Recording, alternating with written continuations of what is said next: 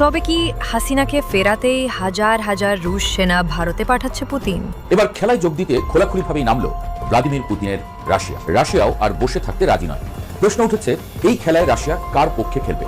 তারা কি চিরকালের মিত্র ভারতের পাশে থাকবে, নাকি একাই খেলার সিদ্ধান্ত নিয়েছে রুশরা? বাংলাদেশের বর্তমান যে পরিস্থিতি, এই পরিস্থিতিতে কি তারেক জিয়া বেশি দিন ক্ষমতায় থাকতে পারবে, নাকি তিনি ক্ষমতা হস্তান্তর করে দেশ ছাড়বেন? তাহলে পরবর্তীতে কে ক্ষমতায় আসতে পারে? এখন তাহলে তারেক জিয়া কি করবে? তারেক জিয়ার কাছে এখন দুইটা পথই খোলা। একটা পথ হচ্ছে, এটা ইতিহাস রেকর্ড এই পার্লামেন্টের আছে, বাংলাদেশের মহান স্বাধীনতা অর্জনের লক্ষ্যে পাকিস্তানের বিরুদ্ধে যুদ্ধ লিপ্ত হইয়া হানাদার ও দখলদার পাকিস্তানি বাহিনী এবং তাহাদের এই দেশীয় সহযোগী রাজাকার আল বদর আল শামস, তৎকালীন মুসলিম লীগ, জামাত ইসলামী, নেজামে ইসলাম এবং দালাল ও শান্তি কমিটির বিরুদ্ধে মুক্তিযুদ্ধে সক্রিয় অংশগ্রহণ করিয়াছে। আমেরিকার কড়া নজরদারি আর নিষেধাজ্ঞার রক্তচক্ষুকে বুড়ো আঙুল দেখিয়ে ভারতের মাটিতে ঢুকতে যাচ্ছে ৩,০০০ রুশ সেনা। ভূ রাজনীতির দাবার বোর্ডে ভ্লাদিমির পুতিন এবং নরেন্দ্র মোদীর এই নতুন চাল কি ভারতের শক্তির প্রকাশ?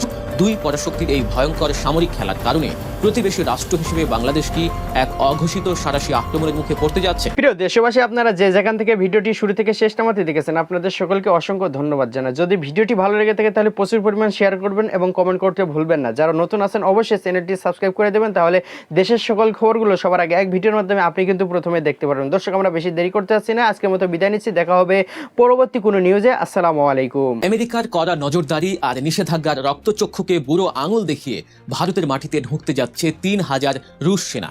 সাথে থাকছে ৫টি অত্যাধুনিক যুদ্ধজাহাজ এবং ১০টি শক্তিশালী সামরিক বিমান। যে ভারত নিজেদের বিশ্বগুরু এবং দক্ষিণ এশিয়ায় অঘোষিত পরাশক্তি বলে দাবি করে, তারা কি তবে চীনের ভয়ে এতটাই তটস্থ যে নিজেদের মাটিতে বিদেশি সেনাকে ডেকে আনতে বাধ্য হলো? ভূ রাজনীতির দাবার বোর্ডে ভ্লাদিমির পুতিন এবং নরেন্দ্র মোদীর এই নতুন চাল কি ভারতের শক্তির প্রকাশ, নাকি একরকম চরম অসহায়ত্বের প্রতিচ্ছবি? আর সবচেয়ে বড় প্রশ্ন, দুই পরাশক্তির এই ভয়ঙ্কর সামরিক খেলার কারণে প্রতিবেশী রাষ্ট্র হিসেবে বাংলাদেশ কি এক অঘোষিত সাঁড়াশি আক্রমণের মুখে পড়তে যাচ্ছে? চলুন আজ এই ভূ রাজনৈতিক সমীকরণের এবং ভারতের এই দ্বিমুখী নীতির পেছনের আসল রহস্যের গভীরে প্রবেশ করা যাক। বিশ্বমঞ্চে এখন সবচেয়ে আলোচিত শব্দটির নাম রেলোস বা reciprocal exchange of logistic support. New Delhi ও মস্কোর মধ্যে স্বাক্ষরিত এই চুক্তি এখন আর কেবল কাগজে দলিল নয়, বাস্তবে রূপ নিতে শুরু করেছে। এই চুক্তির সবচেয়ে বড় চমক হলো, ভারত তার ইতিহাসে প্রথমবারের মতো নিজেদের মাটিতে কোনো বিদেশি রাষ্ট্রের সেনা মোতায়েনের আনুষ্ঠানিক অনুমতি দিয়েছে। এই চুক্তির আওতায় ৩,০০০ রুশ সেনা, ৫টি রণতরী এবং ১০টি যুদ্ধবিমান ভারতের মাটিতে পা রাখার আইনি স্বীকৃতি পেয়েছে।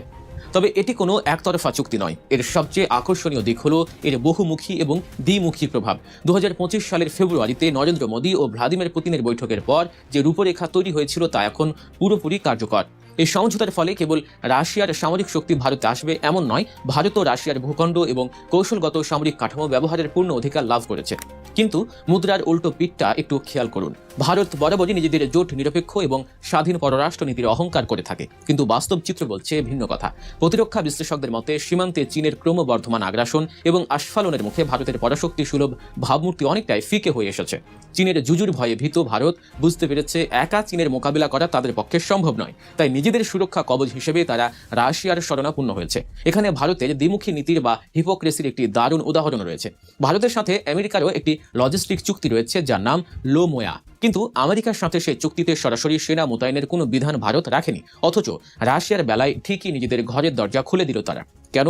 কারণ ডোনাল্ড ট্রাম্পের নেতৃত্বাধীন মার্কিন প্রশাসনের ট্রানজ্যাকশনাল বা লেনদেন ভিত্তিক পররাষ্ট্রনীতি এবং অতিরিক্ত শুল্ক আরোপের কারণে ভারতের অর্থনীতি চাপে পড়েছিল। অর্থাৎ আমেরিকা যখন স্বার্থের প্রশ্নে ভারতকে চাপ দিল, তখন ভারত অভিমানী শিশুর মতো রাশিয়ার কোলে গিয়ে বসল। এটি ভারতের তথাকথিত স্ট্র্যাটেজিক অ্যাটোনমি বা কৌশলগত সাহিত্য শাসনের একটি দুর্বল রূপকেই বিশ্বের সামনে তুলে ধরে। ভারতের এই ডাবল গেম বা দ্বিমুখী নীতি আমেরিকার জন্য এক বিশাল চপেটাঘাত। একদিকে ভারত আমেরিকার নেতৃত্বাধীন কোয়াড জোটের গুরুত্বপূর্ণ সদস্য, যার মূল উদ্দেশ্য হলো ইন্দো প্যাসিফিক অঞ্চলে চীনের আধিপত্য ঠেকানো। অন্যদিকে সেই ভারতই আবার আমেরিকার সবচেয়ে বড় শত্রু রাশিয়াকে খোদ ভারত মহাসাগরে ডেকে আনছে। এতে স্পষ্ট হয়ে যায় যে লাদাখের গালওয়ান উপত্যকা বা অরুণাচলে চীনের চোখ রাঙানির সামনে ভারত কতটা কোণঠাসা। নিজেদের সামরিক দুর্বলতা ঢাকতেই তারা এখন এক ঢিলে দুই পাখি মারতে চাইছে। একদিকে রাশিয়ার মাধ্যমে চীনকে শান্ত রাখা, অন্যদিকে আমেরিকাকে চাপে রেখে নিজেদের ফায়দা লোটা। কিন্তু আন্তর্জাতিক রাজনীতির এই ভয়ঙ্কর খেলায় ভারত যে নিজেদেরকেই এক অনিশ্চিত খাদের কিনারায় ঠেলে দিচ্ছে, তা হয়তো মোদী সরকার বুঝতে ভুল করছে। অন্যদিকে ভ্লাদিমির পুতিনের জন্য এটি এক বিশাল কূটনৈতিক বিজয়। পশ্চিমা নিষেধাজ্ঞায় যখন রাশিয়ার অর্থনীতি এবং সামরিক লজিস্টিক্স ত্রাতি অবস্থায়, ঠিক তখনই ভারত মহাসাগরের মতো গুরুত্বপূর্ণ জলসীমায় সরাসরি প্রবেশের টিকিট পেয়ে গেল রাশিয়া। ভারত সাগরে দাপিয়ে বেড়ানো রুশ নৌবাহিনী এখন থেকে ভারতের বন্দরগুলো থেকে অনায়াসে জ্বালানি সংগ্রহ করতে পারবে। জাহাজ মেরামত এবং প্রয়োজনীয় খুচরা যন্ত্রাংশ সরবরাহের সুবিধাও পাবে তারা। বিপরীতে ভারতও রাশিয়ার উত্তরের গুরুত্বপূর্ণ বন্দর যেমন মুরমানস্কো এবং সেভেরোমোরস্ক ব্যবহারের সুবিধা পাবে। সুমেরু বা আর্কটিক অঞ্চলে ভারতের প্রবেশের বিষয়টিও নিছক কোনো সাধারণ ঘটনা নয়। চীন যখন তাদের পোলার সিল্ক রোড দিয়ে উত্তর মেরুর বরফ গলা নতুন বাণিজ্য পথ এবং বিপুল খনিজ সম্পদের উপর নিয়ন্ত্রণ নিতে চাইছে, ঠিক তখনই ভারত রাশিয়ার ঘাড়ে চেপে সেখানে নিজেদের ভাগ বসাতে চাইছে। এটি প্রমাণ করে ভারত নিজেদের সক্ষমতায় নয়, বরং অন্যের কাঁধে বন্দুক রেখেই বৈশ্বিক পরাশক্তির সাজার এক অলীক স্বপ্ন দেখছে। দেশের বর্তমান যে পরিস্থিতি, এই পরিস্থিতিতে কি তারেক জিয়া বেশি দিন ক্ষমতায় থাকতে পারবে, নাকি তিনি ক্ষমতা হস্তান্তর করে দেশ ছাড়বেন? তাহলে পরবর্তীতে কে ক্ষমতায় আসতে পারে? আজকে এই সকল বিষয় নিয়ে একটি আলোচনা করব। আশা করছি আপনারা শেষ পর্যন্ত ভিডিওটি দেখবেন। প্রথমত একটা জিনিস মাথায় রাখবেন, 2001 থেকে 2006 সালের শাসনামলের পরে যখন বিএনপি সরকারের গণ আন্দোলনের মাধ্যমে পতন হয়, তারপরে একটি 111 সরকার এসেছিল। 111 সরকার কিছু বছর দেশ শাসন করেছে, তারপরে একটি নির্বাচনের মাধ্যমে আওয়ামী লীগ ক্ষমতায় এসেছে এবং 111 সরকারের আমলে কিন্তু তারেক জিয়া মুসলেখা দিয়ে লন্ডন চলে গিয়েছিল। তিনি বলেছিল বাংলাদেশের রাজনীতির সাথে তিনি আর কখনো সম্পৃক্ততা রাখবে না এবং বাংলাদেশে আর কখনো রাজনীতি করবে না। কিন্তু 20 বছর পেরিয়ে গেল, আবার বিএনপি সরকার ক্ষমতায় আসলো এবং ক্ষমতায় আসার পরে দেশের যে বেহাল দশা হয়েছে সেটা কল্পনার বাইরে। দেশ এখন দুর্ভিক্ষের কবলে পড়ে গিয়েছে। দেশের মধ্যে খাদ্য সংকট দেখা দিয়েছে, জ্বালানি সংকট দেখা দিয়েছে, গ্যাসের সংকট দেখা দিয়েছে, টিকার সংকট দেখা দিয়েছে এবং মানুষের দৈনন্দিন জীবনে যতগুলো প্রয়োজনীয় দ্রব্য আছে সকল কিছুরই সংকট দেখা দিয়েছে এবং জনরোষেরও সৃষ্টি হয়েছে এই 2 মাসের মধ্যে বিএনপি সরকারের উপর। বিএনপি সরকার আন্তর্জাতিক মহল থেকে কূটনীতিকভাবে চাপে আছে। এমত অবস্থায় তারেক জিয়া ধরিমা না কেঁদে বাঁচিয়ে অবস্থায় আছে। না পারতেছে গদি ছেড়ে বিদেশ পালিয়ে যেতে, না পারতেছে পদত্যাগ নিতে, না পারতেছে বাংলাদেশ আওয়ামী লীগের কার্যক্রমের উপর যে নিষেধাজ্ঞা বিল পাস করিয়েছে সংসদে সেটা তুলে নিতে। এখন তাহলে তারেক জিয়া কি করবে? তারেক জিয়ার কাছে এখন 2টা পথই খোলা। একটা পথ হচ্ছে তিনি বাংলাদেশ আওয়ামী লীগের কার্যক্রমের যে নিষেধাজ্ঞা আছে সেটা সংসদে আবার বিল পাস করিয়ে তুলে নেওয়া, আর দ্বিতীয় আরেকটা অপশন হচ্ছে গায়ের জোর দিয়ে ক্ষমতায় টিকে থাকা। কিন্তু গায়ের জোর দিয়ে যদি ক্ষমতায় টিকে থাকতে হয়, 5 আগস্ট শেখ হাসিনার যে অবস্থা হয়েছে, আওয়ামী লীগের যে অবস্থা হয়েছে, তার থেকেও ভয়াবহ অবস্থা এবং করুণ পরিণতি ভোগ করতে হবে তারেক জিয়াকে এবং যারা বিএনপির মন্ত্রী পরিষদ আছে তাদেরকে। হয়তোবা নেপালেরও পরিস্থিতি হতে পারে, কারণ নেপালে যখন গণ আন্দোলন হয়েছে, গণ অভ্যুত্থান হয়েছে বা বিপ্লব হয়েছে, যেটা বলেন না কেন, সেখানে নেপালের অনেক মন্ত্রীকে দড়িয়ে মারা হয়েছে, আন্ডারওয়্যার পরা অবস্থায় এক মন্ত্রীকে পানিতে ফেলে দেওয়া হয়েছে। এরকম পরিস্থিতি হতে পারে বিএনপি সরকারের মধ্যে যারা মন্ত্রী আছে।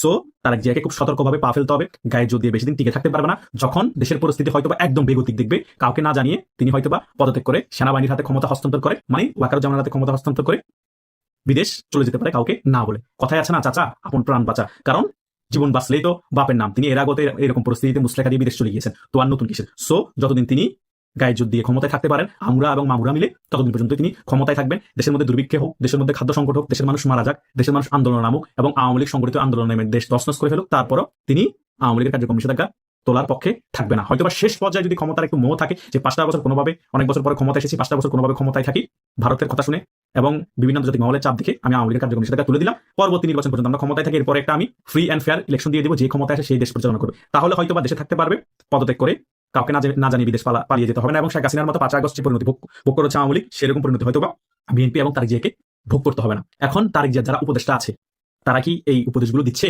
নাকি তারা চিন্তা করছে যে আমাদের বয়স এখন 70+ হয়ে গিয়েছে, তারেক জিয়াকে এমন কিছু উপদেশ দিই যাতে আমরা মরণের আগ পর্যন্ত ক্ষমতায় থাকি, আমরা মারা গেলে বিএনপি যা হবে হোক, দেশে যা হবে কি আসা যায়, আমরা মরে গেলে আর তো আমরা ক্ষমতা ভোগ করতে পারবো না। এটা যদি মাথায় থাকে তাহলে এই তারেক জিয়া বাংলাদেশের সেরা বড় ফেসিস্ট হয়ে উঠবে এবং 3-4 বছর যাওয়া পর্যন্ত যদি ক্ষমতায় থাকে, 3-4 বছর পর মুসলিনী এবং হিটলারকে ফেল করাবে, আওয়ামী লীগের উপর আরো দমন নিপীড়ন বাড়বে, পাখির মতো মানুষ মারবে এবং সারা বাংলাদেশের পুলিশ একেবারে বিএনপিপন্থী করে ফেলবে। আর জামাতও তখন বাধ্য হয়ে বিএনপির সাথে থাকবে, বিএনপি এককভাবে বাংলাদেশে হিটলারি শাসন কায়েম করবে এবং আওয়ামী লীগকে একেবারে দমন নিপীড়ন কোণঠাসা করে ফেলবে। এটা করেও কিন্তু বেশি দিন ক্ষমতায় থাকতে পারবে না, কারণ বঙ্গবন্ধুর মতন এত কিন্তু 3 বছর বেশি ক্ষমতায় থাকতে পারে নাই। 1975 সালে 15 আগস্ট উনি হত্যা হয়েছে। জিয়া রহমানও যখন এই তারেক জিয়ার বাবা ক্ষমতা এসেছিল 5 বছরের বেশি ক্ষমতায় থাকতে পারে নাই, তার আগে কিন্তু সিস্টেমে ফেলে দেওয়া হয়েছে। এর সাথে কিন্তু পড়ে যেত 9 বছর ক্ষমতায় থাকার পর 10 বছর যখন শুরু হয়েছিল তখনই কিন্তু ভাগ্যক্রমে তিনি অ্যারেস্ট হয়েছিল। শেখ হাসিনারও সেম পরিণতি হতো, শেখ হাসিনা মারা যেত, ভাগ্যক্রমে ভারতের শেল্টারের কারণে বাধ্য হয়েছে বাংলাদেশ আর্মি ভারত পৌঁছায় দিতে, শেখ হাসিনা বেঁচে গিয়েছে। সো বাংলাদেশে যতই হিটলার শাসন কায়েম করার চেষ্টা করুক, যতই প্রভাব দেখাক, যতই পুলিশ কন্ট্রোল থাকুক, যতই নিজেদের বাহিনী থাকুক, কখনো এককভাবে ক্ষমতা থাকা যায় না, এককভাবে বাংলাদেশকে নিয়ন্ত্রণ করা যায় না। হয়তো মারা যেতে হবে, তা না হলে পদত্যাগ করে বা মুসলেখা দিয়ে বা অন্য পন্থায় পালিয়ে যেতে হবে। তাছাড়া আর কোনো ওয়ে নাই বাংলাদেশের রাষ্ট্র শাসকে, যদি গণতান্ত্রিকভাবে রাজনীতি না করে। গণতান্ত্রিকভাবে রাজনীতি করলে হয়তোবা আপনি ক্ষমতাচ্যুত হবেন, আরেকটি রাজনৈতিক দল ক্ষমতায় আসবে, কিন্তু আপনি রাজনীতি করতে পারবেন। কিন্তু হিটলারি ভাবে মনোভাব নিয়ে এখন তারা যেভাবে রাজনীতি করছে, এভাবে হলে পতন হলে শেখ হাসিনার চেয়েও ভয়াবহ পরিস্থিতি হবে। কারণ বাংলাদেশ আওয়ামী লীগ রাজনীতিতে খুব শীঘ্রই ফিরে আসবে এবং সাধারণ জনগণ বাংলাদেশ আওয়ামী লীগের পক্ষে থাকবে এবং বাংলাদেশ আওয়ামী লীগ যখনই নির্বাচন অংশগ্রহণ করবে সেই নির্বাচনে 200-র উপর আসন পেয়ে আবার বাংলাদেশে ক্ষমতায় আসবে। এই আওয়ামী লীগকে কেউ দাবাতে পারবে না। এটা টকশোতে যারাই যায় 90% মানুষ সেম কথাই বলে এবং তারা একেবারে 100% এটা হবে সেভাবেই বলে। সো আমিও সেটা তাদের কথার সাথে একমত হই, সেই কথাই বলতে চাই। বাংলাদেশ আওয়ামী লীগ দমার পাত্র না, বাংলাদেশ আওয়ামী লীগকে দমানো যাবে না, বাংলাদেশ আওয়ামী লীগের কর্মীরা দমবে না, তারা সংগঠিত হয়ে পূর্ণ শক্তি নিয়ে বাংলাদেশের বুকে রাজনীতিতে ফিরে আসবে। সো তারেক জিয়া সিদ্ধান্ত নিতে হবে দেশের স্বার্থে, বিএনপির ভবিষ্যতের স্বার্থে এবং বাংলাদেশের গণতন্ত্রের স্বার্থে। ওনার সিদ্ধান্তের উপর নির্ভর করে বিএনপির ভবিষ্যৎ, বাংলাদেশের ভবিষ্যৎ। উনি যদি এখন একটা সিদ্ধান্ত ভুল নেই, অনেক বড় ক্ষতি হয়ে যাবে বাংলাদেশ এবং বিএনপির। অলরেডি একটা সিদ্ধান্ত ভুল নিয়ে ফেলেছে, বাংলাদেশ আওয়ামী লীগের কার্যক্রম সংসদে বিল পাস করিয়ে নিষিদ্ধ করার সিদ্ধান্ত। আসসালামু আলাইকুম, জানিয়ে দেবো এই মাত্র পাওয়া হাতে থাকা সর্বশেষ গুরুত্বপূর্ণ সংবাদ। এত সময় শুনলেন সংবাদ শিরোনাম, এবার থাকছে বিস্তারিত। তার আগে ছোট্ট একটা রিকোয়েস্ট করতে চাই, যারা নতুন আছেন অবশ্যই চ্যানেলটি সাবস্ক্রাইব করে বেল আইকনটি অল করে দেবেন, তাহলে দেশের সকল খবরগুলো সবার আগে এক ভিডিওর মাধ্যমে আপনি প্রথমে দেখবেন। শুরুর অংশ শুনে হয়তো বা বুঝতে পেরেছেন যে আজকে নিউজটা কতটা গুরুত্বপূর্ণ, কোন দিকে ইঙ্গিত করছে। তাই বেশি কথা বাড়াইতে চাচ্ছি না দর্শক, চলুন আমরা লাইক দিয়ে একের পর এক ধারাবাহিকভাবে আজকের সকল আলোচিত খবরগুলো দেখে আসি।